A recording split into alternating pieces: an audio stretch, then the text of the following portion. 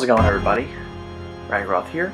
So last week I did a top 10 list of my favorite personas in the Persona series. So I figured it would only be natural to do one talking about the demons that are in both Persona and the series that Persona span off from, Shin Megami Tensei. Now my experience with the SMT games is a bit more limited than the Persona games. I've only played Shin Megami Tensei 3 Nocturne, and a bit of SMT4 and SMT4 Apocalypse. Oh, and Tokyo Mirage Sessions. That poor game gets way too much hate.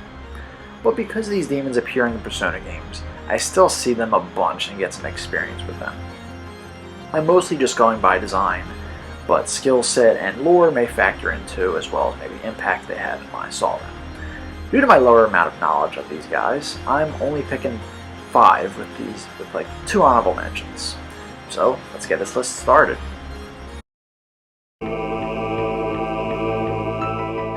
Number 5. Jersey Devil.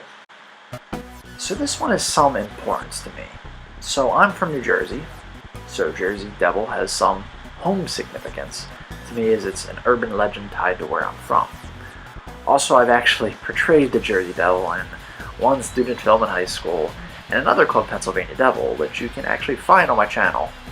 Shameless plug aside, this thing also looks pretty awesome, and from what I can tell is a pretty accurate incarnation to the lore of the Jersey Devil. Now with all this, why is he on the bottom of this list? Well, the Jersey Devil has only been in like 3 games, none of which I've played. Not even any of the Persona games. I think this needs to be rectified. He sadly missed his boat in Persona 5 Royal. Let's hope maybe he can make a big debut in Shin Megami Tensei 5, whenever the hell it comes out, if it still is. Number 4.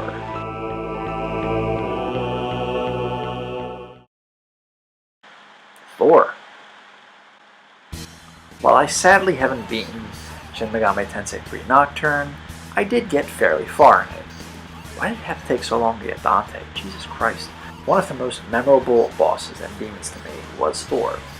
In every game I've played that featured this guy, he's always really powerful and a good kind of, like, I guess, mid-game demon or persona. He's also not super hard to get. Also, I think this is hands down the coolest rendition of Thor that I've ever seen. Sorry, MCU Thor. You're in a close second, though.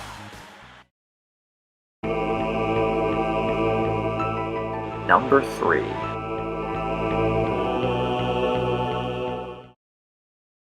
C.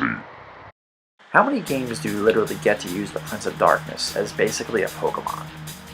Okay, fair point, but this is not a metaphor for Satan. This is literally Satan. While I unfortunately have never gotten this demon or persona, because it's always like a late game or a late game boss fight, I mean, like, look at this glorious abomination. How sick is it? It literally looks like something from Berserk. And because it's a late game demon, it always has a nasty moveset, at least from what I've heard. I also appreciate that this really isn't a cliche design of Satan. It's really unique, while also not being overly grotesque. Though granted, I don't know how I feel about the 6 fun bags, but first of all, I did not notice those at first. Secondly, he has some other awesome designs without those, so there.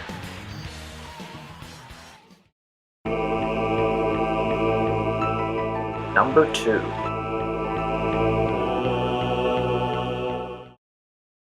Hellbiker. Now, I really like the Fiend demons. You know, the Skull Boys. There was 2 that came to mind that were my favorites, but between the 2, I had to give it to one, which was the Hellbiker. And well, the answer is kind of simple. Take a guess who my favorite Marvel superhero is. Go ahead, I'll wait. If you guessed Ghost Rider, you would be correct. And Hellbiker is literally an off-brand Ghost Rider. I actually have to wonder, is he really even based off Ghost Rider? Is there an actual, like, you know, because everything in the SMT series is based off of some kind of, I guess, mythological fiction. Is there really, like, an actual mythological Ghost Rider character? Whatever. And you know what? An off-brand something I like is still something I like, damn it. Not to mention, he's usually not too hard to get, and is pretty useful. You know, kind of like Thor, he's kind of like a mid-game or late-game demon or persona. And I also like that he is the Death Arcana, at least in Persona 5. I forget if he was in like Persona 4 and 3, because I know they've kind of changed it around over the years. So now time for some honorable mentions. I'm actually going to talk a little bit about these. So they are Pale Rider. You know how I said I wanted to decide between two of the fiends? Well, Pale Rider was the other one. Need my Grim Reaper boys. And he's literally the Horseman of Death. The other is Black Frost, the Shadow of the Hedgehog to Jack Frost's Sonic the Hedgehog. Always a sucker for it, and always a great demon for me to use. It is a little hard to get though sometimes, but not too unreasonably hard to get. Number 1.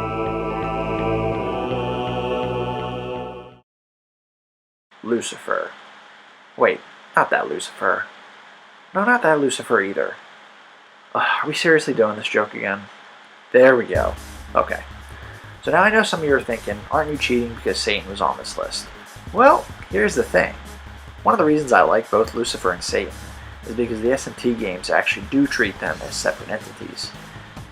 Like supposedly they are in the Bible. I don't know, I'm not going to get that into that. That's just what I've heard. But again, how cool is it to be able to use the original Rebel, the Prince of Darkness, as a Pokemon or stand in a game? I also really appreciate that this game uses the more angelic version of Lucifer. Generally we always see the all-red demon, with a pitchfork and like a goatee.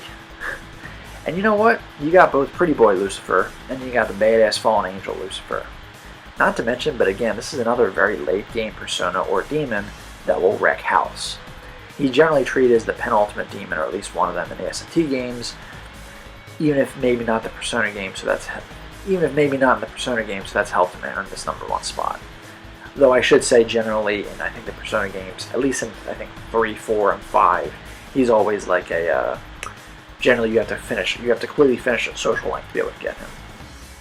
But yeah, no, I mean, it was kind of hard not to choose Lucifer as my number 1. So, that's my list. Sorry if it's not as in-depth as my Persona list. Like I said, I'm a bit less familiar with all the history of the SMT demons.